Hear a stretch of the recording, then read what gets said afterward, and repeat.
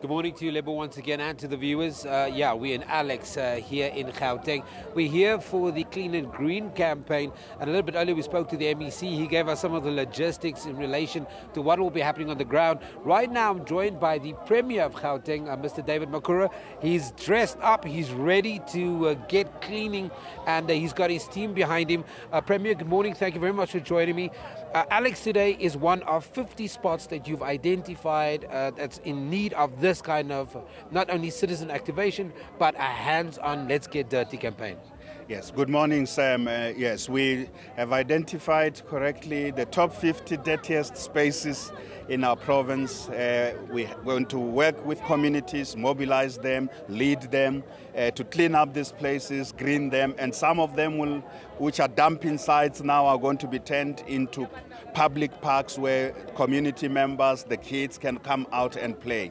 We're pretty serious about this. I'm going to go into every municipality every month, identify each of those, go with the mayor and the team of local government leaders. We are going to do this over the next 3 years, and we want to make sure that within that period we had cleared these areas. But a lot of the problem about cleaning our communities, including the CBDs, is a question of culture. We have a culture where people just dump everywhere, and we have to change this. But people also say to me this morning that there are not enough dustbins and plastic bags for putting stuff. So there's also things we as government have to fix, ensure that as we seek this major cultural change, we also provide the necessary facilities and services. Our municipalities need to work to ensure that they do their part. But we can't do it without mobilizing our communities.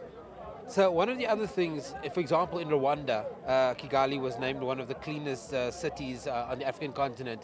They've got something called Umuganda, which happens the last Saturday of every month, and everybody gets into the spirit of cleaning and working. Right here, behind me, there's such an amazing spirit. People are laughing, they're looking forward to this. How do we make sure that we get that spirit going? What I would like to see, Sam, over the next 3 years is that we will have a day that we're not in offices, we're not in our air-conditioned offices. We go to a community, we identify this one of these top 50 dirtiest places, and lead in action, lead in practice. Go out there, because we're an activist government. Go and work with the communities to clean up our spaces. We can't just say to them, please clean up. I have seen it happen. Buntle was launched many years ago. We used to call on communities to do it. They don't always do it in a sustained way. Now we want to be with them.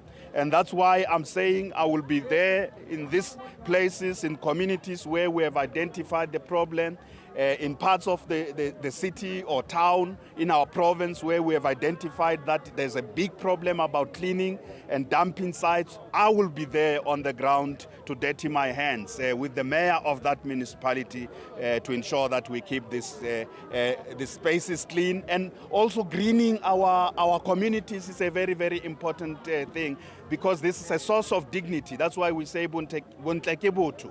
This is a source of dignity. I know our people will be able to do it if they see us in action like we are today. We have to sustain this. One of the things, Buntle was started in 2005, and why the urge now to reignite this campaign that's been around for so long? And with all the many interventions the government has put in place, why are we still seeing sites like the one behind you?